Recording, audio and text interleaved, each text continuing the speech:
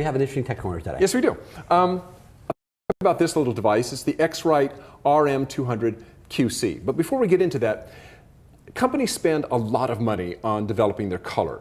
They'll spend tens of thousands or hundreds of thousands of dollars to come up with their corporate color or the color for their packaging for a product or for the product itself, because they want that product to leap off the shelves, for instance, right? And so a lot of thought goes into color. Now, once you've defined that color, you want to make sure that color stays consistent from product to product, from year to year for the lifetime of the product. Or if it's a corporate logo, you want it to last forever, right? Color is very important to the perception of a product or a company. So that's where these devices come in. They enable the person on the shop floor to make sure that the color that a product coming off the assembly line or a color swatch they're working with, maybe the color of fabric that they're going to use for a product is consistent from lot to lot.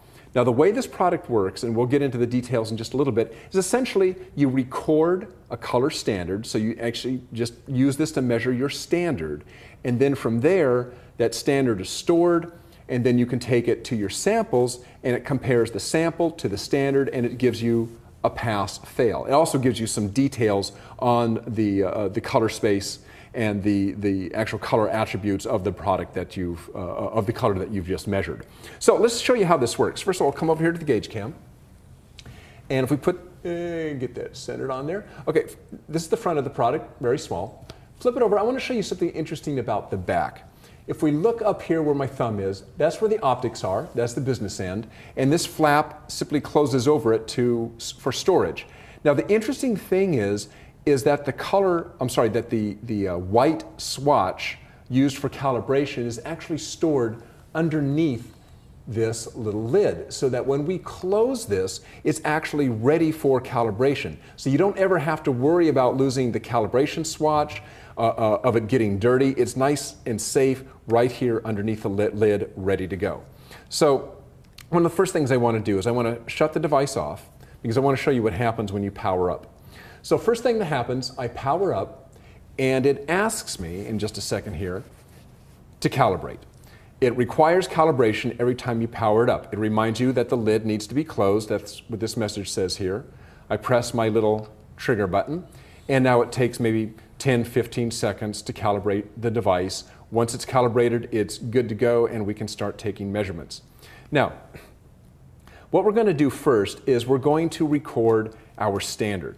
So I'm going to create a standard right from scratch, show you how easy it is. Just happen to have a yellow piece of Post-it note, so that is going to be our standard. Post-it note yellow is going to be our standard. So I'm in standard mode. I tell it that I want to edit this standard or create a standard, and I'm inside of it, and I'm going to take 3 measurements. There's my first measurement.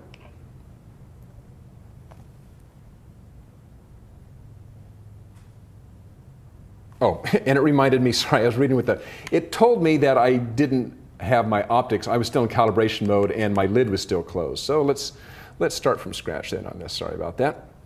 That's what little warning messages are all about. So we'll go back into edit mode on this. Nice little functionality. Nice little functionality there. Yeah. Okay, we're ready to go. So now we're going to take our measurements.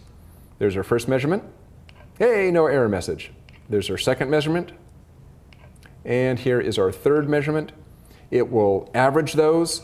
And now, and here's some details on those measurements, what the color attributes actually are. And now our standard is there. All I have to do is save it, tell it yes, and our standard is good to go. Now we can go into measurement mode. One mouse click over, I'm ready to measure. Now what I can do is if I just measure this standard again, it should tell me that it passes. We would hope that it would pass since it's what I just measured. And sure enough, I get a nice little green check mark down there, which tells me I've passed. But let's compare it to a different yellow. I happen to have a very close yellow. A very close yellow. In fact, let me show you. This is happen to have a book here.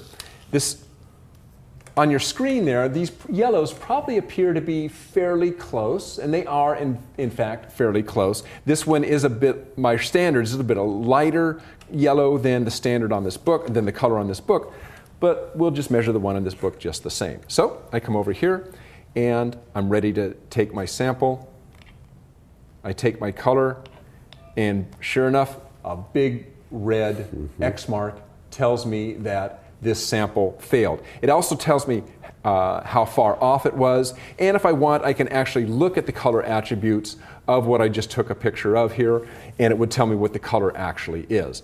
Now, again, you can set the degree of error that you will accept. You can set your error band on this. So if you want, right now it's set to 1%, you can set it to higher, you can set it to lower. It's set to 1% by default, meaning that as long as I am within 1% of error, it will accept the color. If I'm outside of that, it won't accept it. I've played around with this. I've played with some color swatches, paint swatches from different manufacturers that look, I swear, look almost identical. And it will detect that there's a difference. Now I will say this is really used more for paint, fabric, plastic. It is not really intended for use on metallic. X-Rite has a different instrument for measuring, let's say, opalescent paints, metal flake paints. This really isn't an automobile paint measurement device. It's really intended for more for flat, matte surfaces. Now, the other thing that's interesting about this is you can hook this directly to certain printers, and you can print a report directly to a printer, or you can connect it to your computer, download all of your sample data. By the way, I believe this takes up to 300 samples. Download that into your computer, or you can download a PDF report direct to your computer and then, of course, email it out. The thing that is kind of slick, though, is that you can connect it directly to several different types of inkjet printers. Just press a button and it'll print a report right out to a printer, and you don't even need to have a computer on hand. So again, this is the X-Rite RM200QC from X-Rite. Cool little product. Due out